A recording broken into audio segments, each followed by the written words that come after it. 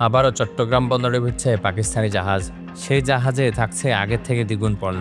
এ নিয়ে ভারতীয়দের নানা অভিযোগ। সেই সঙ্গে প্রশ্ন উঠছে, ১ মাস যেতে না যেতেই কেন আবার পাকিস্তানি জাহাজ বাংলাদেশে? কি আছে সেই জাহাজে? আসুন আমরা জেনে নিব পাকিস্তান থেকে আসা সেই জাহাজের বিস্তারিত।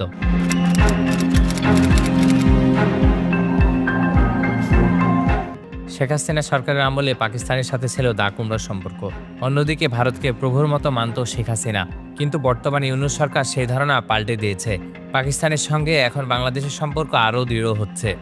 গত ১১ নভেম্বর পাকিস্তানের করাচি বন্দর থেকে সরাসরি চট্টগ্রাম বন্দরে ভিড়েছিল পণ্যবাহী জাহাজ। জাহাজটিতে ৩৭০ একক কন্টেইনার আনা হয়। এর মধ্যে পাকিস্তান থেকে আনা হয় ২৯৭ একক কন্টেইনার। বাকিগুলো আনা হয় সংযুক্ত আরব আমিরাত থেকে। কিন্তু এবার আরও বেশি পণ্য নিয়ে করাচি থেকে আসছে সেই জাহাজ। বন্দর কর্তৃপক্ষ জানিয়েছে ২২৫ কন্টেইনার পণ্য থাকতে পারে। তবে জাহাজে কি কি পণ্য থাকতে পারে তা এখনও জানা যায়নি। আগামী ২১ ডিসেম্বর জাহাজটি বন্দরে ভেড়ার কথা রয়েছে। বন্দরের হালনাগা তথ্য থেকে পাওয়া গেছে ৮২৫ কন্টেইনার নামিয়ে দিয়ে ১২০০ কন্টেইনার নেয়ার পরিকল্পনা রয়েছে শিপিং কোম্পানিটির।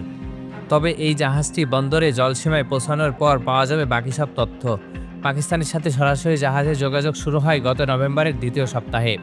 শিপিং কোম্পানির সূত্রে জানা গেছে এই জাহাজগুলোতে গার্মেন্টসের ম্যাটেরিয়াল, খাদ্যপণ্য, খনিজ পদার্থ, ভোগ্যপণ্য আনা হয় এই কন্টেইনারে। এবারও সব একই পণ্য থাকতে পারে বলে মনে করছেন পোর্টের কর্মচারীরা।